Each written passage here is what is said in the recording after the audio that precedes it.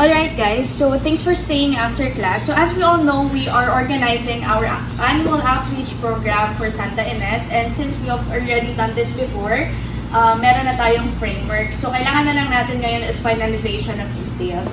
So let's go through everything one by one, starting with the budget allocation. Any thoughts?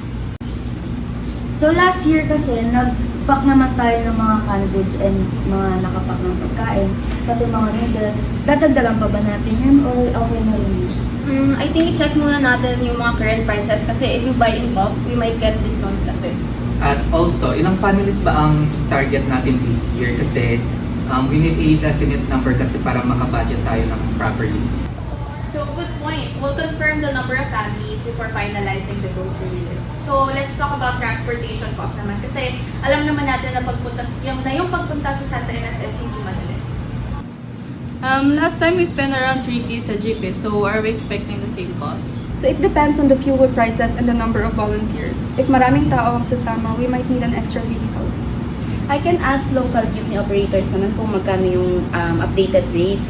And also, kailangan ba natin mag-set aside ng emergency funds in case na may kailangan pa tayong gastusin? Good idea yon. So let's get the updated transport cost first, then we decide if kailangan pa natin ng extra funds. So speaking of budgeting sa educational materials, ano ba yung mga supplies na kailangan natin bilhin? Last time, bumili tayo ng intermediate pads, plastic envelopes, color, and pencils. May i-add pa ba tayo this year?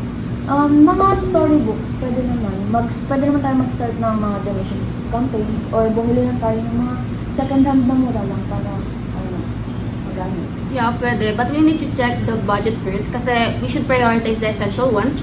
Then if may extra tayo, then we'll go for it. Magre-research ako ng mga prices for both essential and additional materials para makapag-canvas tayo ng mga presyo at yung parang makapag-compare natin tayo. Great. So now that we've talked about materials, let's discuss naman our budget for food, which is one of the most important part ng program natin. Last year we prepared some lugaw and boiled eggs. So, magsistick ba tayo sa menu o papalitan natin siya? What do you guys think? Lugaw is cost-effective and easy to prepare, so I think we should keep it. But we should estimate how much rice we'll need. Wait, di ba naglaga tayo ng 100 eggs last time? Dadagdagan pa ba natin to or okay na? Maybe we should add drinks like powdered juice. Mas mura ito and babagay sa pagkain ihahanda natin. Good point. We'll calculate the cost for rice, for eggs, and drinks to make sure that everything fits in our budgets. Now let's move on to donations. How do we plan to collect them this year ba? We should start collecting donations soon kasi kailangan ng mga bata ng mga damit, kahit pati mga school supplies and mga laruan para masaya naman sila. Yup. We should also create a social media post to encourage more people to donate. At pwede din tayong maglagay ng mga donation box sa mga eskwelahan at para yung mga estudyante ay parang makapag-donate din, makapag-drop off ng mga gamit mo. Good idea yan. Mag-set rin tayo ng deadline for donations para may time tayo to sort and pack things out before our trip. So here are the main action points para sa gagawin nating activity. Does everyone agree?